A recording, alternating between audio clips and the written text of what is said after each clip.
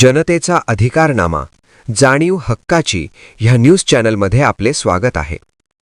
इचलकरंजीत वाहनांच्या बॅटरी चोरीत भरमसाठ वाढ, वाहनधारकांमध्ये भीतीचे वातावरण.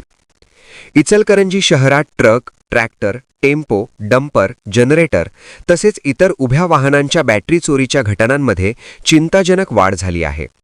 अनेक ठिकाणी वाहनधारकांनी रस्त्याच्या कडेला किंवा पार्किंगमध्ये लावलेल्या वाहनांच्या बॅटऱ्या चोरट्यांकडून लंपास केल्या जात आहेत.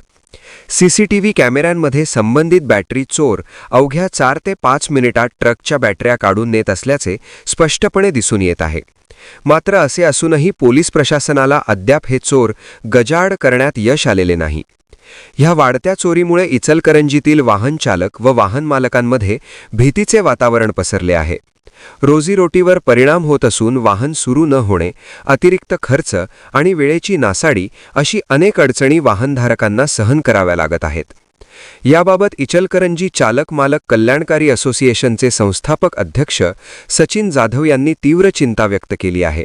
पोलीस प्रशासनाने या प्रकरणाची गंभीर दखल घेऊन चोरी करणारे तसेच चोरीचा माल स्वीकारणाऱ्यांना तातडीने अटक करावी अशी ठाम मागणी त्यांनी केली आहे.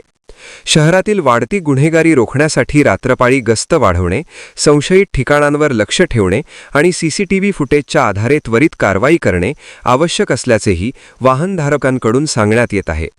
न्यूज चॅनल नेटवर्कसह जनतेचा अधिकारनामा, जाणीव हक्काची या न्यूज चॅनलमध्ये जनतेच्या हक्काचा आवाज. सत्ता व्यवस्थेचे प्रश्न थेट तुमच्यापर्यंत. जाहिराती आणि बातमीसाठी आजच 70 57 87 98 02 शी संपर्क साधावा.